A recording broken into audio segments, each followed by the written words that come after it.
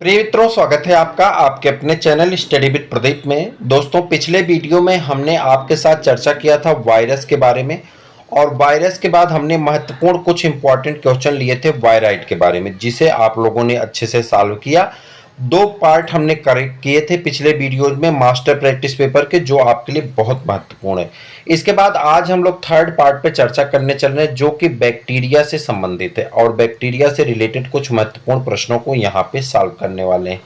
आप सबको बता दें कि यहाँ बैक्टीरिया से कई प्रश्न रखे गए हैं जो आपकी परीक्षा के लिए महत्वपूर्ण हैं और आपको इन्हें जरूर सॉल्व करना चाहिए, क्योंकि एग्जाम में ऐसे प्रश्न आपको देखने को मिल सकते हैं। ये अंतिम समय है और अंतिम समय में जितना बेहतर आप प्रैक्टिस कर सकें उतना आपके लिए बेहतर है।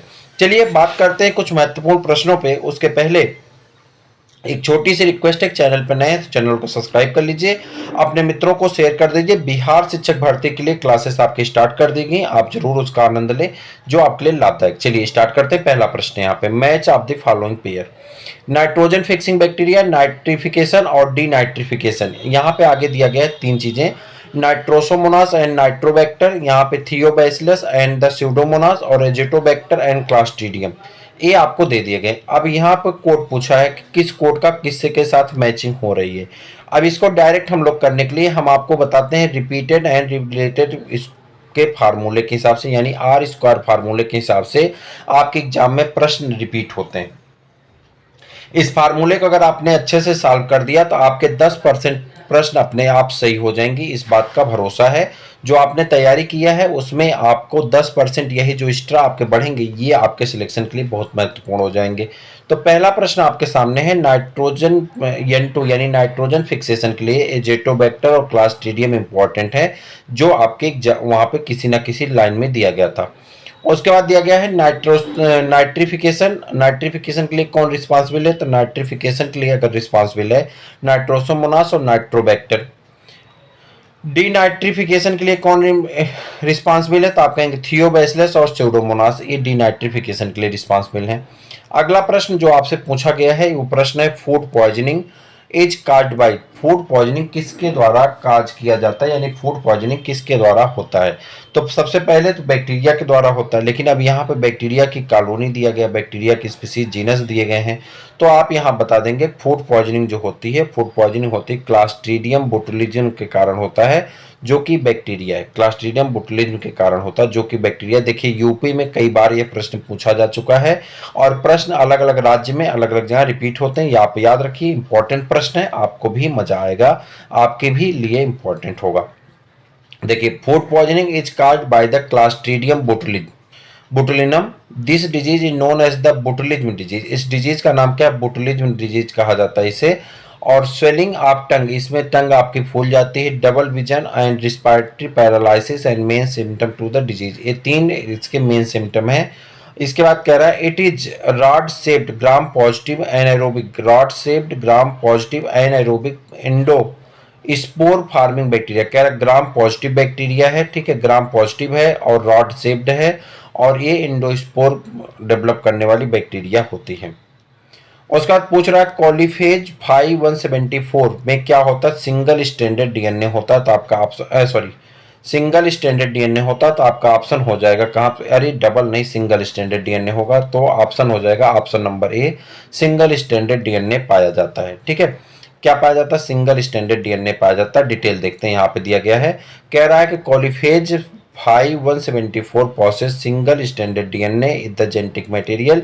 यहाँ पे डीएनए जेनेटिक मटेरियल के रूप में काम करता है। आपसे पूछा गया था पिछले वीडियो में कि इसमें जीनोम कितना होते हैं, तो आप बताए थे 5386 ना, तो ये इसके बेस पेयर होते हैं, याद रख लीजिए, प्रश्न पूछे जाते हैं। पिछले वीडियो में हमने वायरस वाले में जब पढ़ा रहे थे तो वहां पे आपसे हमने इस प्रश्न को पूछा था। चलिए अगला प्रश्न आपके सामने है, क्वेश्चन नंबर है 4 और इसका आंसर आपको देना है, which of the following is free living nitrogen fixing bacteria. ऐसी कौन सी बैक्टीरिया है जो सॉइल में फ्री लिविंग रहती है और नाइट्रोजन का फिक्सेशन करती है। आपका आंसर हो जाएगा एजेटोबैक्टर, आपका सही आंसर है Azotobacter is the free living nitrogen fixing bacteria. दूसरी बैक्टीरिया क्लास्ट्रीडियम एनाबीना और नास्टा।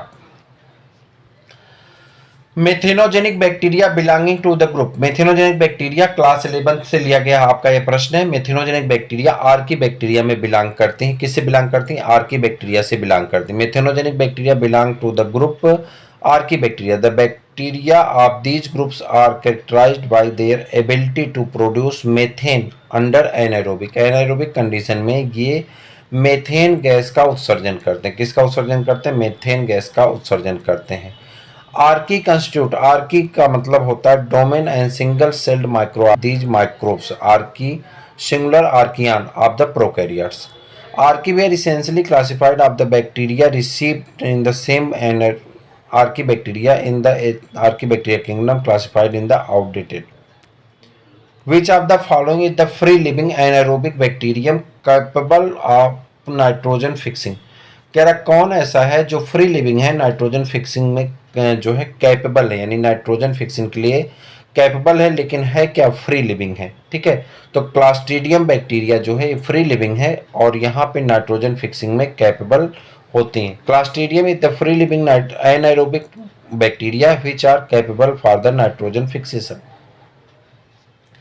अगला प्रश्न पूछा गया है, Mycobacterium vaccae use propane as the source of energy. It also converts cyclohexane to cyclohexanone which it does not use but it is used to the pseudomonas as source of energy. What type of the association exists between Mycobacterium and Pseudomonas? कह रहा किस प्रकार का association पाया जाएगा? एमनसिलिज में। एमनसिलिज में क्या होता है? एक ऑर्गेनिज को लाभ होता है, दूसरे को न लाभ होता है न नुकसान होता है।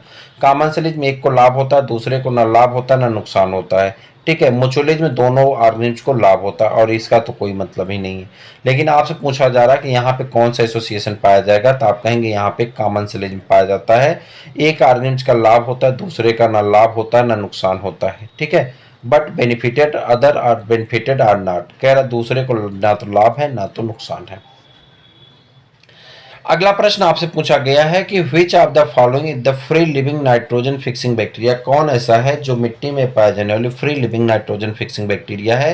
तो यहाँ पे एजेटोबैक्टर, स्यूडोमोनास, नाइट्रोसोमोनास और कौन है? आपका राइजोबियम है। तो एजेटोबैक्टर आपका सही आंसर हो जाएगा, option number A. Azotobacter is a free-living nitrogen-fixing bacteria. It fixes nitrogen under poor aeration. The nitrogen is converted to nitrate in the presence of the nitrogenase enzyme, which is active under anaerobic condition. ठीक, एनाएरोबिक condition में यह active होता है। Bacteria bearing a tuft of flagella on both the pole are called. Bacteria के ऊपर एक tough of flagella आ जाता है, यानी एक सिरे पे bacteria bearing tough of flagella on both, अच्छा दोनों सिरे पे, दोनों सिरे पे कह रहा है कि गुच्छे में अगर जो है फ्लैजिला क्या पाया जाता है? फ्लैजिला पाया जाता है, तो उस बैक्टीरिया को क्या कहते हैं? ए ट्राइकस, जिसमें एक भी फ्लैजिला नहीं पाया जाता, फ्लैजिला एब्सेंट होता है। ठीक है, फ्लैजिला एब्सेंट होता है। पेरीट्राइकस, जिसमें पूरे बॉडी पे फ्लैजिला पाया जाता है। एम्फीट्राइकस और लोबोट्राइकस। तो लोबोट्राइकस आपका आंसर होना चाहिए। तो आपका सही आंसर माफ करिएगा, एम्फीट्राइकस आपका सही आंसर हो जाता है। एम्फीलोबोट्राइकस होना चाहिए था, लेकिन चूंकि ऑप्शन में इसी को सही माना गया, तो bacteria bearing the tuft flagella of the both poles of the amphitrichous. These flagella are present in the movement of the locomotion of the bacteria. The genetic material is of the cell of which of the following is not surrounded by the membrane? कह रहा genetic material किसमें membrane से यानी nuclear membrane से surrounded नहीं होता है, ये आपको बताना है। फ्यूनेरिया में, मार्केंसिया में, यूलोथ्रिक्स में, स्यूडोमोनास में। आपको बताना निम्नलिखित में से किसकी कोशिकाओं का आनुवंशिक पदार्थ उस किसी झिल्ली से घिरा नहीं होता है, ये आपको बताना। तो स्यूडोमोनास में प्रोकैरियोटिक होता है, तो इसमें न्यूक्लियर मेम्ब्रेन नहीं पाया जाता। Pseudomonas is a gram negative rod shaped bacteria does not have membrane that surrounded the genetic material. Which one of the following disease is caused by the bacteria? निम्न में से कौन सा ऐसा रोग है जो बैक्टीरिया के द्वारा काज किया जाता है? Smallpox, tuberculosis, rabies, measles. तो आप कहेंगे ट्यूबरक्लोसिस किससे होता है? माइकोबैक्टीरियम ट्यूबरकुलिस के द्वारा होता है। Tuberculosis is a disease caused by the bacterial Mycobacterium tuberculosis. It is potential serious infectious disease, mainly affected on the lungs, but can also affect other part of the body. Whereas the smallpox, rabies, and measles disease caused by the virus. An autoclave is used for, autoclave का उपयोग किसके लिए किया जाता है आपको बताना है। ऑटोक्लेव का उपयोग किसके लिए करते हैं, तो ऑटोक्लेव का उपयोग किया जाता है स्टेरिलाइजेशन के लिए, निर्जलीकरण के लिए या निर्जमीकरण के लिए इसका उपयोग किया जाता है। Which of the following is not true for the bacterial cell, कह रहा कौन ऐसा है जो बैक्टीरिया के सेल के लिए जो है ट्रू नहीं है, सत्य नहीं। It is made up of the mucopeptide, it is not antigenic, it is give the shape of the bacterium cell, और यहाँ पे डज नॉट द सेलुलोज, तो सही इट इज नॉट एंटीजेनिक, यह एंटीजेनिक नहीं होते।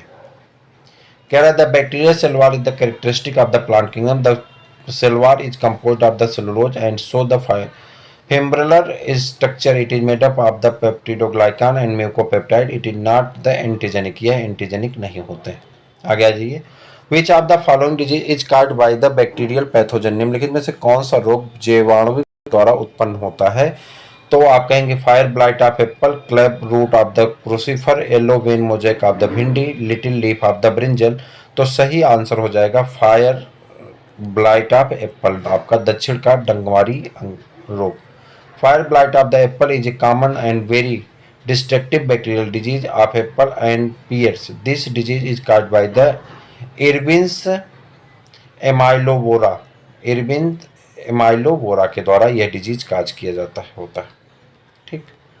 और उसके बाद bacterial conversion of nitrate to nitrogen is called, bacteria के द्वारा नाइट्रेट का नाइट्रोजन में कन्वर्जन क्या कहलाता है, ये प्रश्न आपके लिए क्वेश्चन मार्क है, इसका आंसर आपको बताना है। आज के लिए इतना ही, बहुत छोटा सा वीडियो था, आप जरूर देखिए, अपने मित्रों को शेयर करिए, और भी पार्ट आपके आने वाले हैं बहुत जल्द, लगातार जुड़े हुए हैं हम, आपके लिए बहुत सारी चीज़ें प्रोवाइड करा रहे हैं, आपको भी इसका लाभ मिलता रहेगा। तो फिर मिलते हैं किसी और वीडियो में, तब तक के लिए इजाज़त दीजिए, जय हिंद।